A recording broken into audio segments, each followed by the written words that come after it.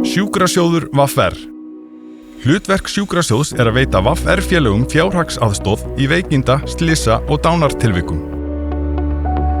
Sjóðurinn greiðir sjúkradagpeninga eftir að launatekjur falla niður ef VR-félagi verður óvinnufær sökum veikinda eða slyss. Þegar VR-félagi hefur fullnýtt veikindarétt sinn hjá atvinnurekanda en veikindin vara lengur, getur hann snúið sér til VR og sótt greiðslur úr sjóðnum.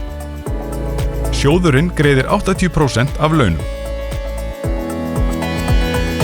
Sjúkradagpeningar eru greiddir vegna veikinda VR-félaga, veikinda barna yngri en 18 ára, slysa í frítíma, áfengis- og vímuefnameðferðar og veikinda maka.